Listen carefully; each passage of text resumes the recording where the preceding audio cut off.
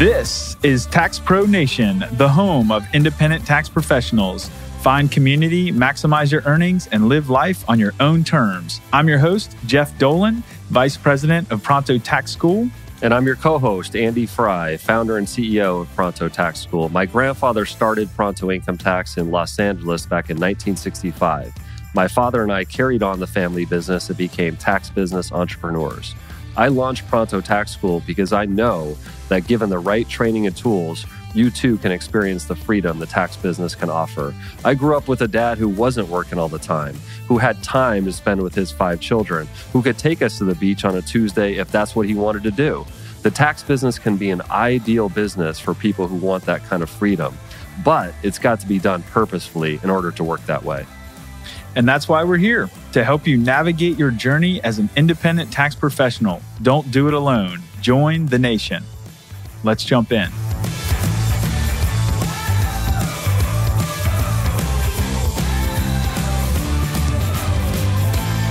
Welcome to episode 16, where we will be speaking with our guest, Kathleen Freiburghouse, about how to build a strong marriage while you build a successful tax career. Trust us, you will want to stick around for this one.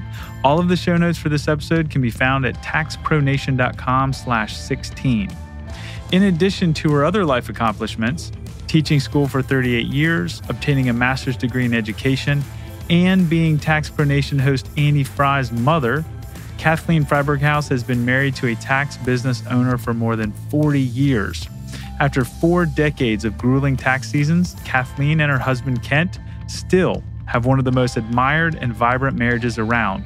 How is that possible? In this episode, Kathleen shares her hard-earned wisdom and unique views on exactly how. Added bonus and fun fact, Kathleen was a Catholic nun for 8 years. This is a must-listen episode for any tax pro who wants to have both a great career and a great marriage. It is our pleasure to welcome Kathy to the show. All right. Good morning, Kathy. How are you? Good morning. How are you, Jeff? Good Doing morning, great. Andy. Good morning. So I got to ask the question, is he a mama's boy? You know, he actually is not, but he's amazing. A son that a mom can really love, and he really loves his mom. And then such a difference between a mama's boy, because like I always told my children when he was moving here to North Carolina, they said, don't let him go. I said, oh, you didn't see the pretty blonde he's following? Oh, I did. They're a unit. But he's your eldest, right? Yes, he's my eldest, and he's just a wonderful flagship. I always called him the flagship. He's wonderful. Kent and I love what a flagship of really just caring deeply about us, about his siblings, about his children, just flying. Awesome. Well, it's a real honor to have you, Kathy, here. And this is going to be a really exciting show because we're going to talk about family and how to build a successful tax career and a strong marriage at the same time. So that's a really big topic, and it's going to be a very interesting topic. I know it's close to my heart too, because I know in the tax career, Kent was away for months at a time, really locked down. For me, I was from a military family, so my dad was gone for years at a time. So it's a very important topic to me from that standpoint. So I'm really looking forward to getting into these topics. I know if you're out there and you're in corporate America and you're away from your kids traveling all the time, I mean, this is the same kind of concept. So how can you be successful in your career and your marriage? This is going to be a good topic.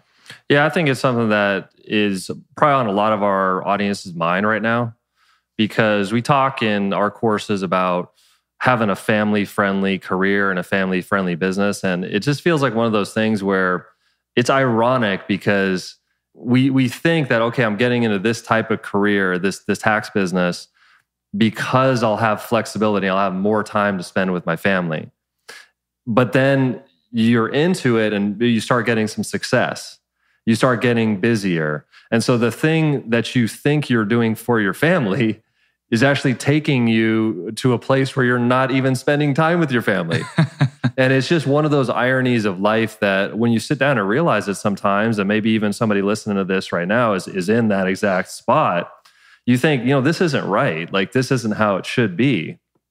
but you're not really sure what to do about it sometimes, because you feel like, hey, if I drop the ball on my business or on my career, I'm going to be hurting my family. And so a lot of times people feel that they're not understood by their spouses, or there's a lot of things that come up. So definitely excited to hear about how some of my mom and dad have navigated that. And I wanted to just give you an intro, Mom, in terms of people have really looked at your marriage and admired it. And a lot of, say, the millennial age people or younger people, they're looking a lot of times for a role model of a marriage. And it's been so cool to see people recognize you guys for the marriage that you've built up. So when you hear somebody express that, what do you think they're actually admiring about it? Like, what do they see that's appealing?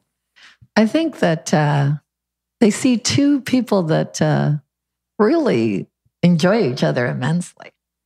I mean, Kent is my favorite person in the world. I mean, just, of course, I love my children dearly. And Kent is, I want to be with him every possible minute. So you're saying you like him more than your children? Is that what you're getting it's at hard here? because, I have that does make a lot of sense. A child present right here, And so it's like tricky, because I always kind of laugh at people that talk about their children as their little, mini spouses. And I'm always like, Jay, I actually have a spouse.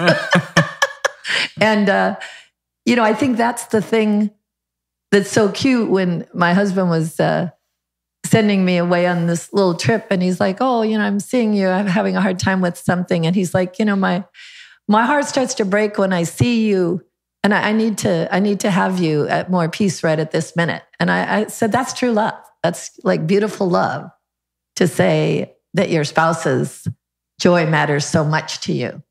I love that. And I love that he just cracks me up. I mean, he's just like... That's important. He's really, really fun and funny. And like, he was walking on the beach with me once, and we were walking, and it was the 70s, I think, the early 80s, when we were trying to teach men to act like women. And so I was like walking along, and, I was like, I feel this. And he was silent for a little bit. And then finally he said, I'm trying really, really hard to become a woman, but I just friggin' can't do it. And I said, oh, I'm so sorry. Oh, I said, that is so sad. I am so sorry.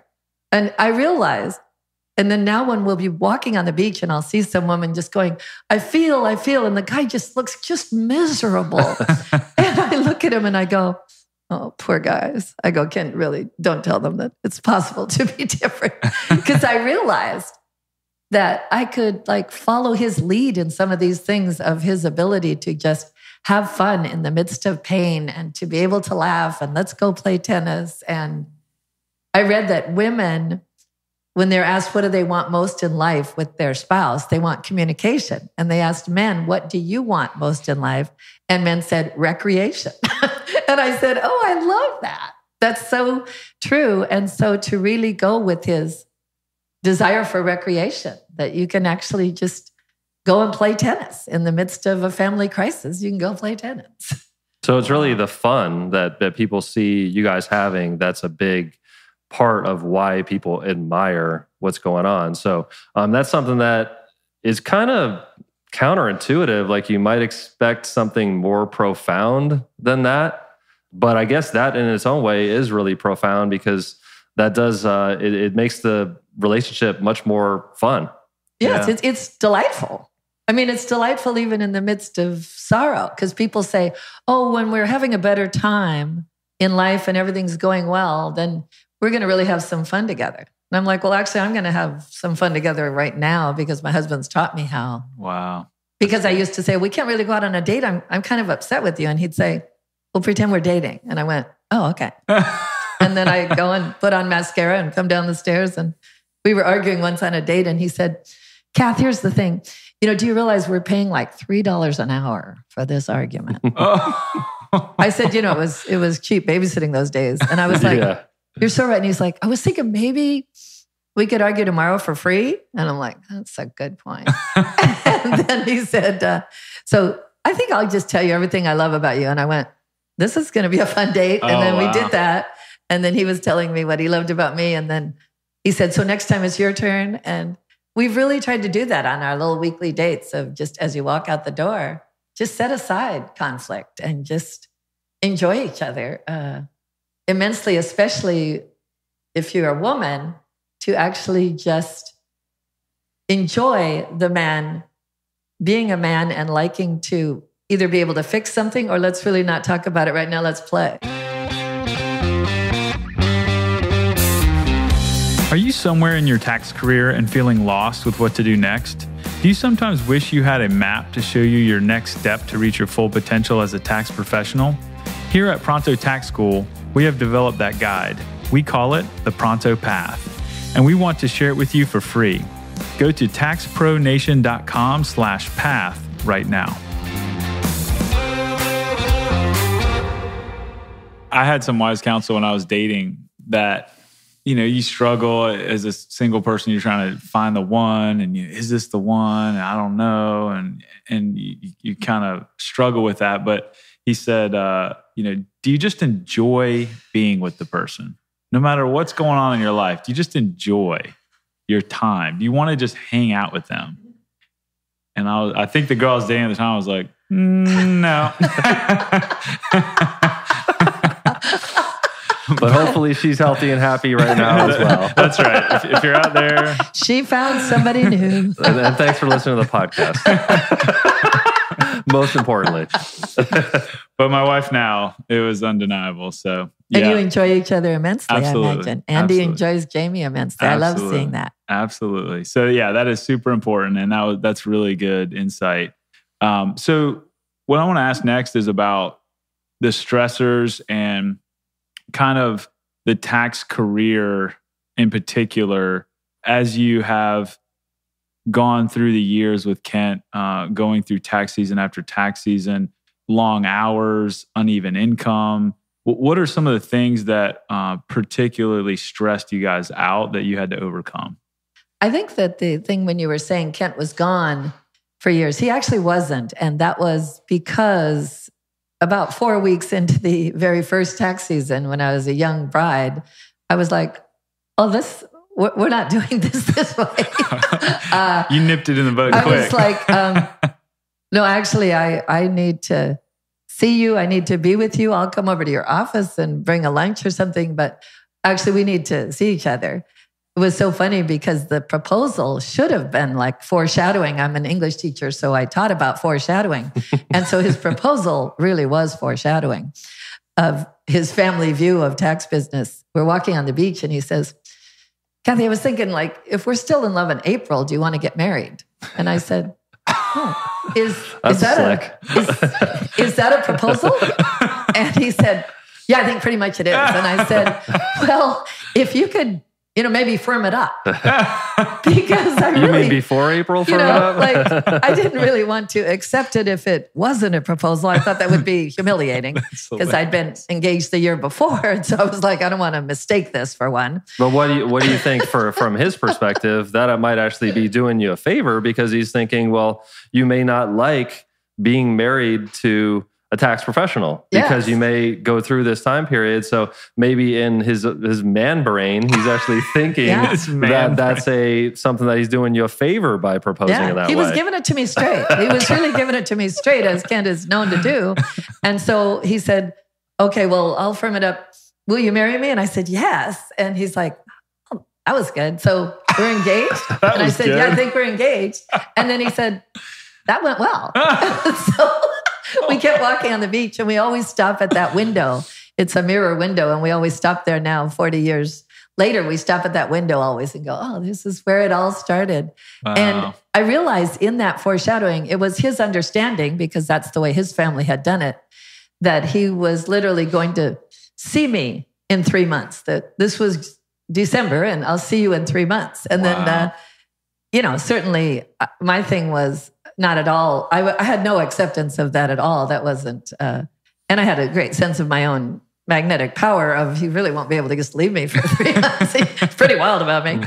And so, weeks into the marriage, I would figure out how to bring a little lunch, how to do these different things. And be waiting up at night and be making a breakfast in the morning and taking a little mini walk. And he actually really liked this different understanding of how it was going to be. And then when we had children, I realized, well, the children really need to be with their dad. Mm-hmm. And so one day he said to me, when am I going to see them? I need to see them longer.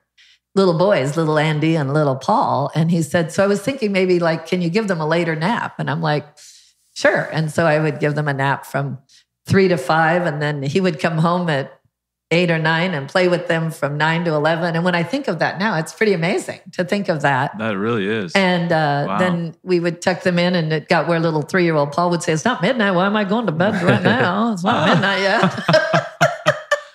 And so to just intentionally set up life of, you're not at sea. It's a different thing if you're military and you're actually at sea. But really, being over in Bell Gardens, you're actually not at sea. And I can get over there in the car and I can bring the children and I can. And so to be doing it in that different way, which people certainly looked at it and would say, oh, you're not going to be able to keep doing it that way. They used to say that. And I used to say, oh, well, we have our values straight and we're going to be good for you. Going to mass every Sunday together. And we're going to be, he's going to be with the children and we're going to have a marriage and we're going to keep creating these habits that work for marriage. That's great. Because I don't want to be looking across the table at somebody in April.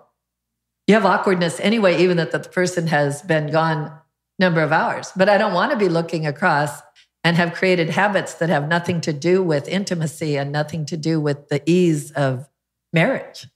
It's so true. Because I mean, in corporate America, I mean, I've seen executives make rules with their wives. Like, you do not call me at work. You do not bother me during the day. Like, and it's very clear. And how does that work? I mean, what are the results? Because that's how I am, as I like to look, and I know you're the same way, is I like to look at the fruits and the results of what comes about from what people do.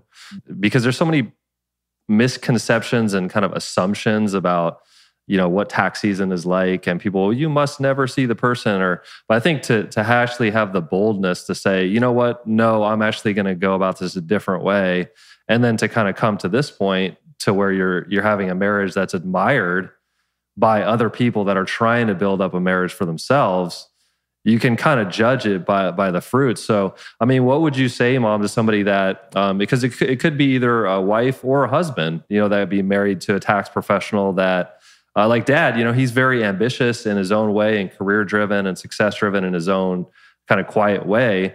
What would you say to that spouse or that fiance, you know, about how to set up your life a little differently than maybe people think that you know, should, or that would work out even during tax season? Yes. And when you have it as the absolute assumption, my boldness in life has always been when people say, oh, this is how you do this. And I would always say, oh, actually, I have a different idea of how to do this that'll work better for me. And I was training, I do weight training once a week with this fun trainer. And I was training with a real estate guy who was proudly explaining that he works like, I don't know, he's created 26-hour days, I think. I mean, he's pretty proud. The guy was pretty proud of his muscles and his work ethic and his money. And the trainer that I work with actually likes me because I kind of crack him up. And so the trainer goes, could you, Kathy, respond to this guy? I just want to, I like to hear like a little fresh Kathy response. And I said, his name's Dwayne, the superstar real estate guy. I said, oh, are you married? And then Derek goes, ooh, be careful, Dwayne. You're going down hard. And so Dwayne goes, yeah. And I go, oh. I go, well, what do you mean? Yeah? Like, are you in love? And he goes, I said I'm married. I said, I know. Now do you have like an amazing wife? And he's like, well, she's okay. And I go, better not be describing me that way. And Derek starts laughing. He goes, oh, I've learned so much from this lady in 20 years. Good luck on this, Wayne. And then I said, so do you guys have fun times together? And he goes, I don't know about that. I'm right kind of in the thick of making some money, establishing myself. And I said, oh, you're pretty young? And he said, well, no, actually I'm 50. And I said he was pretty proud because he actually looked about 30. So he'd obviously been working hard on his body and his money. So I was like, so those are working for you. So then I just said, So I was just wondering, like, what is so interesting? What's so fun about, why do you want to make all this money? And he just went, I have never heard a question like that. I don't even know where to go with that. And, wow. And I was like, yeah, because in our society, that's just sort of accepted. That people just go, when you say, you can see from my day, I really want to make a lot of money. I'm like, oh, why would you want to do that? And then Derek goes, the thing with after you work out with Kath, when you leave, you're going to go home and like, you're not going to be able to get that out of your head. He goes, I'm not kidding you, Dwayne. On your next deal, you're going to be like, why do I want to make this much money? Why am I giving up this time with my wife? And that is my theme. My theme is be careful that you're actually, where your treasure is, like Jesus says, there your heart will be also. So make sure that you both agree, particularly on what your treasure is. Our treasure is walking towards heaven together. Our treasure is worshiping together. Our treasure is playing together, raising children together. And certainly making Monopoly money along the way to support that. Know what your shared treasure is. Love that. That's so great. So speaking of money, the huge challenge of a tax career for a lot of people and a lot of people that are in our audience is the uneven income part of it. And for marriage and for a spouse, not every spouse can deal with that or wants to deal with that or wants to figure out how to make that work. So you guys obviously experienced that with kind of the tax season, the money coming in, and but needing to do other things in the off season. I remember, Dad used to do different ways to make money and stuff. So how did you guys deal with that stressor, which is a stress source for a lot of tax professionals and their spouses? How'd you navigate that? I think that is a big thing, is to figure out the first tax season at the end, April 16th, I said to my husband, we are rich. Whoa. I grew up poor and we're rich. And he looked at me kind of ruefully and said, yeah. And I said, wow. This is great. I was like, man. And then in July, it was about July 16th, and I went, Kent, we are poor. We are really poor. And it was when I started to understand, oh, I see. So that money's for the whole year. And then your business is open the rest of the year, but like you make about a nickel an hour instead. And so I was figuring all of that out, and I was like, whoa. And he had the great idea in August. We were like, getting short of money. And he's like, well, I have an idea. I was thinking maybe you would like to teach for a semester. And I said, I would like to teach for a semester? No, I really want to be a stay-at-home mom, and this is the way I'm doing it. And he said, well, but I was just thinking we don't really have enough money at this point. So if you go teach for a semester and I could stay home with the 3 little boys, they were like 3 under 4 at that point. And I was like, okay, I didn't really feel like teaching right now, Kent. And he's like, well, otherwise I would have to get another job for now. And then I would be not seeing the kids that much. And he's an amazing dad. And of course I wanted him with the kids. And so I said, okay. So I went on probably the most painful interviews you can have, because at the end of each interview, I would, after the principal liked me, I would say, oh, and I just have one more thing to share with you. And she'd say, what's that? Because I really like you. You are what we want. I'd say, I would actually just be teaching until Christmas. And then the principal would be, several of them, 6 out of 7 every year would say, okay, see you, take care. Sorry, you took my time so much in August when I need a teacher. But each year I would get hired for the 7 different years I did it. And the one said to me, well, why couldn't you at least work till the end of the first semester? I said, oh, because we'd be having our kids not with us, and we need them with us. And she's like, well, it'd be like 3 weeks of childcare. I said, oh, I don't do it that way. So each time I was blessed to be able to get a job. Kent was raising the children darlingly during the day, and they were loving it to be with their dad, and such an amazing, amazing dad. Andy remembers it. And we figured it out, and we figured out how to, take a little knife to the McDonald's. I would tell the children, if I take this little knife, we can go to McDonald's and play McDonald's once a week. But if I don't take the knife, we go once a month. So my little Paul says, take the knife. What's the knife? The knife was to cut all the burgers in half and the fries in half. Yeah, it wasn't to like shank anybody or do and it was just this little plastic knife. Jeff's and it was well, I know they grew up in LA. Yeah, I think it, like we carried a paddle maybe to like spank us. Maybe they like use a knife somehow. Take the knife. And I always had the burgers in half. I always was budgeting in a way. And also we're both very non-materialistic. So I was always very much into budgeting in a way where you get to have your life. You get to go to Starbucks and get a calm tea. When I see the millennials and all different people saying, I can't afford my life. I go, really? It's the Frappuccino you can't afford. Get $1 calm tea. You can still have the experience of Starbucks. And that's really what you're looking for anyway, is the actual ambiance and experience. And many people in this generation think they need more money for their pleasures than they do. Are you thinking about getting into the tax business, but not sure where to start? Maybe you're not even sure the tax business is the right fit for you, and you don't want to invest a lot of money or time quite yet. You just want to get a taste of tax knowledge and see if you like it. Or maybe you're an experienced tax pro and you see someone else in your world who needs an introduction to the tax business, but you don't have time to teach all the basics. If either of those situations sound familiar to you, you need to check out the Pronto Tax School Basic Income Tax course today. It's fun, entertaining, and gets you a real IRS credential. Go to taxpronation.com/basic to find out more.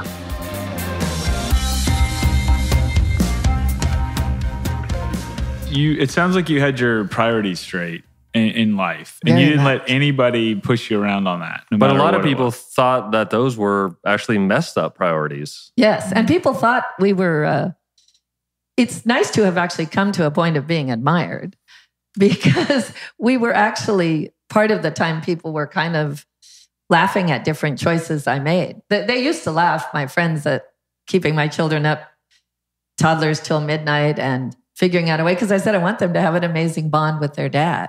And Kent has always had following his own way on what is right in life. He's always had that, because people would say, oh, we don't go to Mass together until the end of tax season. I go, really? What's honor the Lord's Day? It didn't say except during tax season. So have these pieces to your life. And then also you get to, at the end of each tax season, you get to look across at each other. You're in love. You've created good bonds. Your children have beautiful bonds with their dad, or in the case where the mom is the tax preparer, because it takes much longer to recreate a bond, and it isn't always completely successful. Yeah. Yeah. So, and you mentioned, the real estate guy, Dwayne, earlier in our conversation, how, he was so driven to try to prove himself, right, in the business world, or like earn this money. And I think that's a very type A overachiever kind of, not to be sexist, but male thing. It's like a man thing. I gotta do this, and I gotta work, and and then I can enjoy, right, the fruits of my labor. And you're flipping that and saying, no, like you're living now. Your life is right now in this moment. Yeah. You have this minute. Yeah. And so if you're not taking advantage and having your values now, you're not going to have them later. And you're actually not going to have what you think you want later, because your spouse might not even be there. Yeah. Your kids might not even know who you are to want to spend time with you, Or not be there emotionally. It's right. Very painful to think of looking at a spouse and not feeling, wow, my spouse enjoys me so much. That's such a sadness. That's a true sadness that we're blessed that we don't have. And I see marriages where they have that, and the person is staring at their phone, and I'm like, okay, well, as you're staring at the phone, your spouse is literally feeling that they bore you. And I want to sell t-shirts that just say that. I was telling one mom of a 2-year-old that she had the child with the iPad and she had her phone. And I said, I was thinking of selling t-shirts that just say, you bore me. And she just looked at me like, you are unbelievable. And I said, I was just thinking of it. Do you think they'd sell? And she just took her phone, put it in her purse, and she said, I don't know who you are and why you would say this to me. But I said, but the t-shirt idea, do you like it? Oh my gosh. So now you guys can see where I get my penchant to sometimes want to get people out of their comfort zone. Because sometimes, I mean, it's a pattern interrupt, right? You're used to everybody acting like, okay, that's just okay. But if you really think about it, that's probably not leading that person to have the best kind of life and relationship with their kid that they want. So, I kind of like sometimes there's a little bit of friction and tension that happens because it makes a person think about it. If someone does something like that to me, maybe it's because I grew up with this lady. I don't mind, I'm like, okay, that guy just let me know what's up. I need to actually rethink this. And I kind of like it, I only do it if I'm not going to see the person. Like my daughter loves that. She's like, Mom, why do you do that? I go, don't you notice I only do that to people where I'm getting away from them in about a millisecond? That's like I never do it to a seatmate on a plane. I'd never do it to a daughter-in-law, son-in-law. I would never do it with someone I'm going to see in 20 minutes. I just want to leave them thinking. Like Dwayne, he was really thinking, and then Derek said, well, Dwayne came in and said, I don't know that I ever want to work out with that lady again. And so then I saw him at the gym like a few weeks later, and I said, hey, Dwayne. And he said, hey, Kathy. And I was like, he's not ready for me. You can't handle the truth. That's awesome. So you talked about the different feedback styles of somebody being a stranger versus family or somebody that you're going to see all the time. So that might be a good segue into some of the complexities of a family business. With Pronto Income Tax being a third generation family business, I know that you've gotten over the course of really 4 decades of tax seasons and being married to Ken and being a part of the business in your own way.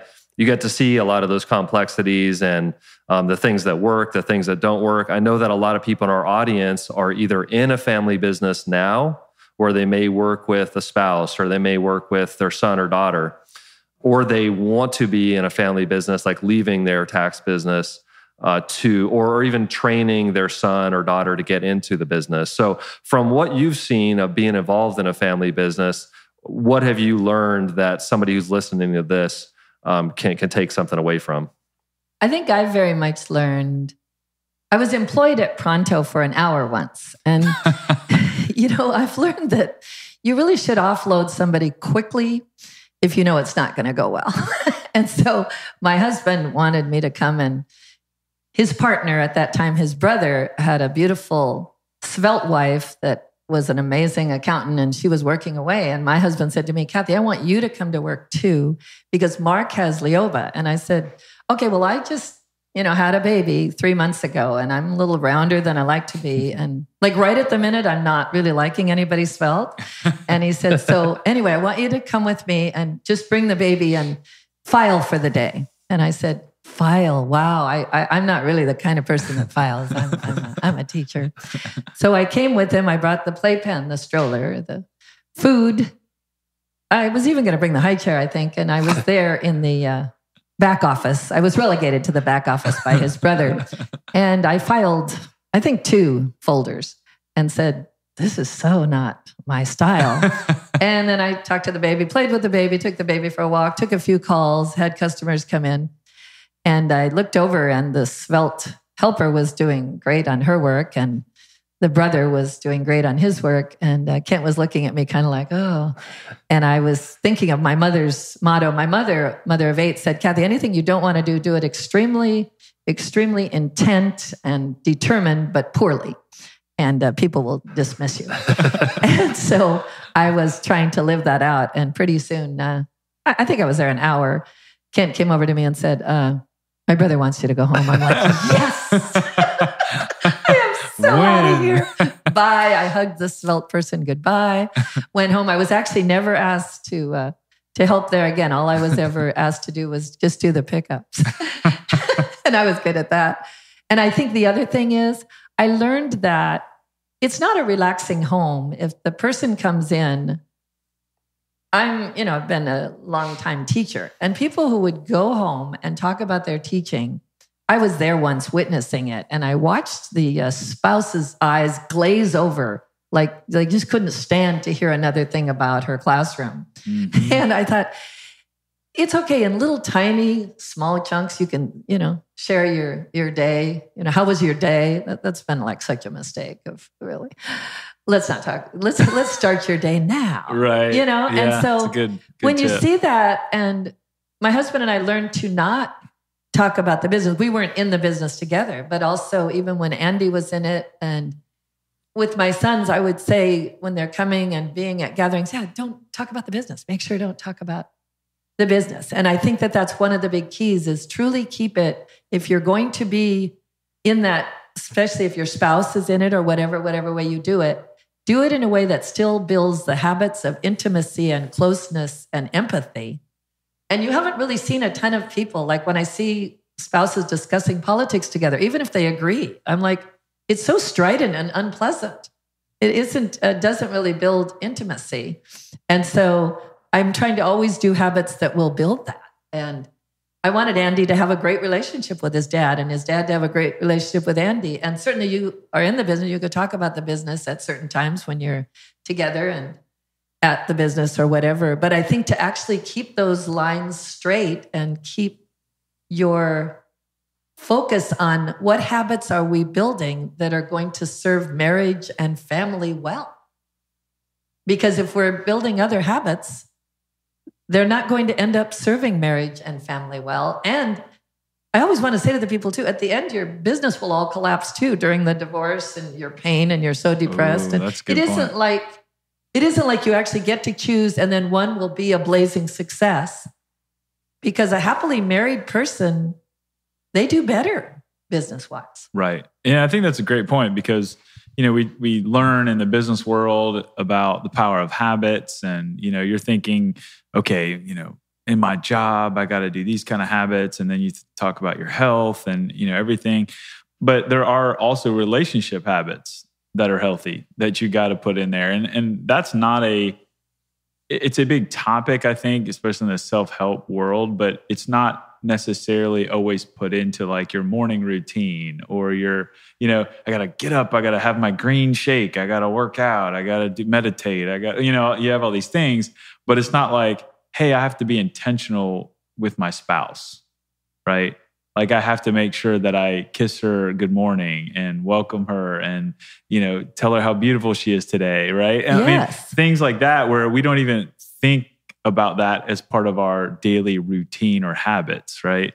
Which are the most important habits to build intimacy. I mean, Kent compliments me about 10 times a day. I compliment him about 10 times a day. Thank you so much for your hard work. You're like, it's amazing. And what a dad you are. Oh my goodness.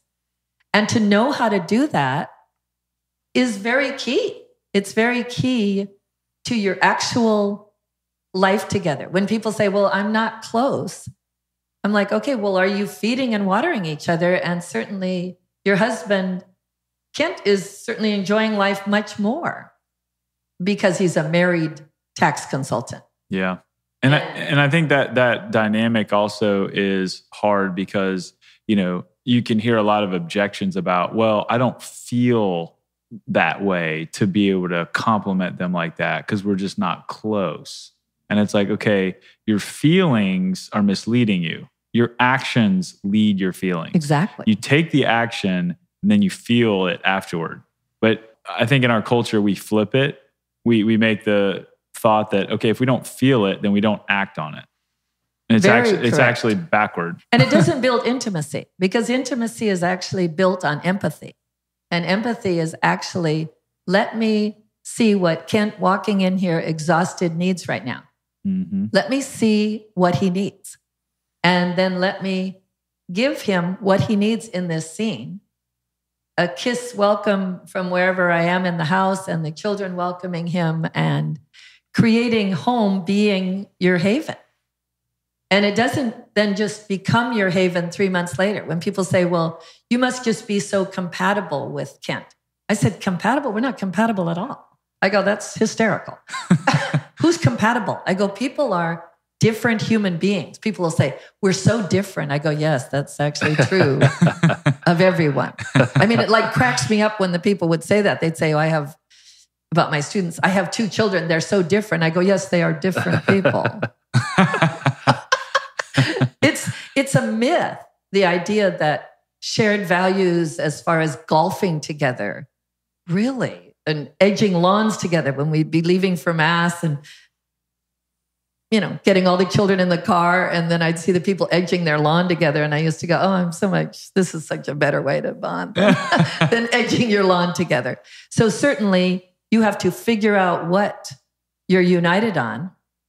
And certainly if you're united on making money, the irony of it is, if you're both united on making money, from all the research I've read, you're actually going to make less, which really irritates those people. Wow. When I tell them that piece, because all the research really shows, particularly with men, a really loved man who has a wife, that has my attentiveness, they actually do better than Dwayne does. I didn't break that to Dwayne yet because he wasn't ready for it. He wasn't going to really be ready for it until, our third training session together. Did they say why? I think that the man, particularly for a man to feel affirmed and recognized, that's a big deal. When I taught little boys, that's a really big deal. It's a big deal to girls, but girls are getting it very much from all their friends because as girls, we endlessly affirm each other. And boys tend to compete and prove themselves to each other. So the little boys in my class would be like, Miss Kathleen, I'm riding on your faith on this one. And that's what your husband is doing. And I think also the wife also is riding on, I like that I'm 71 and not the cutest, but he thinks I am. I like that. I really like that a whole lot. And he really likes that I think so highly of him. Yep. In who he is. And in when I sit and watch him do taxes and I say, Kent, that's amazing. I've watched him a few times. I go, each client, you just act like that's the first client you ever did. I think that is amazing. He's like, thanks, Kat. Because who else is going to do that for a husband? So you're saying the dynamic is if a husband and wife or couple is trying to make money together, typically the man is competing almost. And so it's actually kind of a destructive cycle. It can be. It has to be. It's tricky. Be. It's tricky. Yeah. And to my way of thinking, if you actually recognize what's tricky in things and what's problematic, then you can take some evasive action for certain things. Right. That could get started, particularly with this current crop of people where money making and competition and words like mastery and all these things, they have pluses, but they also have anti-intimacy bias because you don't really master marriage. You don't master marriage. You learn intimacy, you learn empathy, but you can master a career. You can master those things. And that's a difference. Tax pros have seen it coming for years. The entrepreneurial wave is here, and that means more opportunity to do corporation, S-Corp, and LLC business tax returns. With the new tax law, they're even more complex and in demand. Professionals who increase their skill set in this area can expect to become more profitable and successful. Pronto Tax School has the perfect online training course for you called Business Tax Verified with CPA Adam Shea. Find out more at taxpronation.com/business. And I think something that's underestimated about why some of those studies show that, married men tend to be able to earn better or things like that. I think one thing that's underestimated about why that is, in my opinion, is because women are such an important part of the marketplace that like when you're married and you start to understand like women's perspective and you're living with somebody that you're supposed to be living with for the rest of your life, you understand the woman's customer's perspective a little more fully, So like say you're a tax professional right now and you're thinking, how can I get more clients? You need to realize that it's a high percentage of cases, the place where we're going to be doing our taxes is where my wife feels most comfortable. A lot of times. Yes. Right? It may not be all the time, but for a lot of times, women make a lot of decisions about what movie to see. what financial resources to use, whether it's taxes, finances, or something like that. And that's not every marriage is like that, but it's definitely you have a different perspective of how women are making some of those decisions. And it helps you, frankly, to get more clients and be more attentive to that part of the market, I think. You think that's true, Jeff? Or I'm trying to understand what you're saying. So you're basically saying that understanding your wife would help you understand their mindset on how to talk to them? Yeah, to get more clients. Like before I was married and I wasn't because, let's be frank about like women. It's like sometimes you can't understand why are you doing what you're doing? Like I just don't understand it. I don't get it. And so when you're actually living with someone that you have to try to figure out what the heck is even going on, what planet am I on? You're going to understand that a little differently. Yeah, something. And that's called empathy. That is the thing of to actually have empathy and really have an understanding of the other person's goals is an astounding feat. Because in business, you can just say when you don't have empathy for somebody, you say, take care, see ya, bye. But with a spouse, to actually have empathy is figure out why does it matter to her this much that I fold the laundry? Why is that so key to her of making her feel loved or those different aspects of life? And you also understand half the population better once you're married. Because that's what I understand men better because I'm married and I also have 4 sons. So when people say certain things about men, I go, oh, that's really, you're way off. It's not going to happen. But a practical example of that would be, dad, like at the office, he always had kind of nowadays it's not cool to have candy out, but like a bowl of candy. So what that conveys to the moms is when they're bringing in their kids, right, is that this is a place where your kids can actually be. Because you feel like I can't take my kids to the tax office because they're going to be all over the place. They're going to be pulling out the plugs on the computer and all that. But actually making it a place where kids, like sometimes when I would come out, there'd be kids literally crawling up the side of the wall. But at the end of the day, that helps you get more clients because they're like, I can come after work. I don't have to pay a babysitter. So I just think, that's something to think about. It's something that I've thought about lately. And I think that explains part of why married people have a certain ability with business to be good earners. Yes. Yeah. And that empathy, actually, we were talking about, I think it was in episode 5, where you have to have empathy for your employees, understand what they want. Yes. I mean, it's the same skill set, right? You have to understand what they want to be able to create an environment that they can thrive in. Yes, where it works for them. That's where... Yeah. I was a master teacher for years in the Catholic schools, and people were just like, I had a waiting list of people wanted to be my student teacher because my favorite teaching, I would walk by their classroom and they'd be there at 5 or 4:30 and I'd go, get out of here, trying to show us all up, go kiss your husband, bye. And keep your values straight. And people would say, how can you teach 38 years? And I go, because I didn't burn out, because I had my values straight, because I wasn't making it my whole life. And that is a key part of life is then you have the sustaining power. That's right. Yeah. Do it. My dad had a good story on that when he was in the military. I think he was a captain and his boss, he was working late. His boss came in and said, Dolan, what are you doing in here?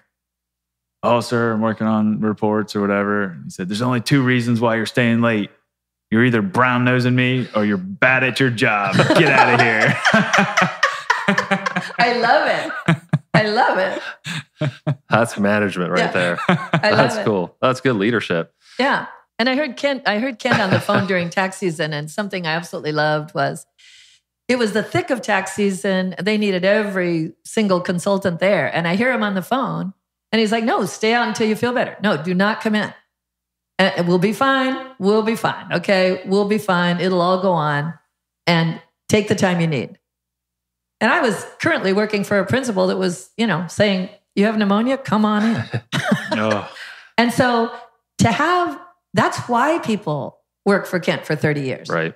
That's why when he had a medical emergency with his eye and they ran the whole business for weeks without him, just utterly dedicated, because that's who he is. He cares about their family life. He cares.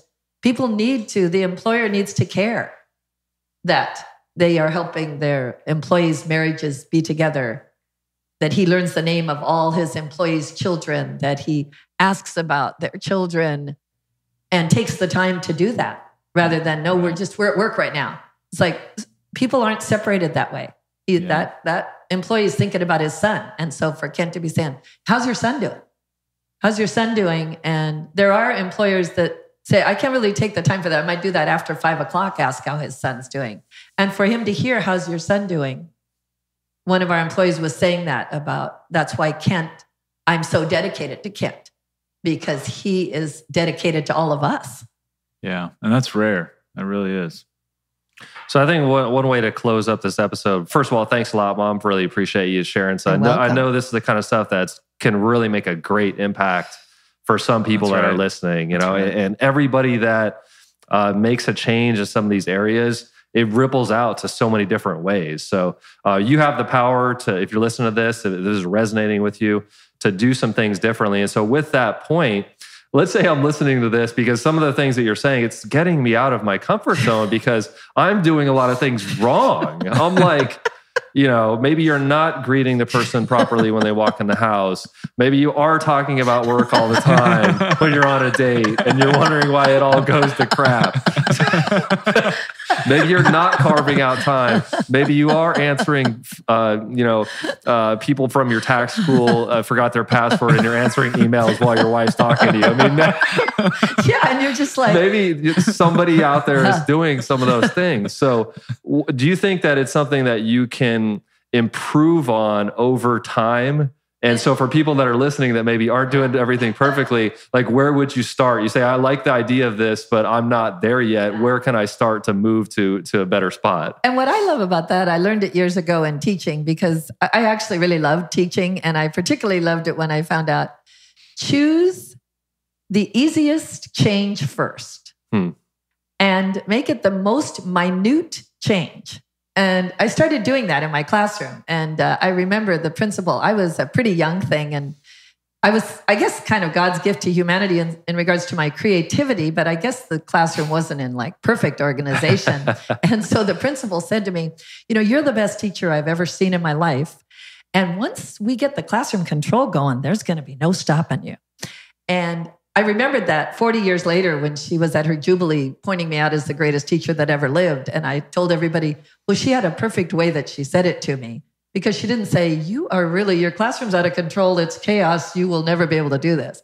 She instead gave me a manageable piece to do. And then I remembered I started doing little mini pieces. And then I'd learned that the research says do the easiest change first and the most minute change first, because then it gives you the energy to make the next changes. So you just say, you know what, I'm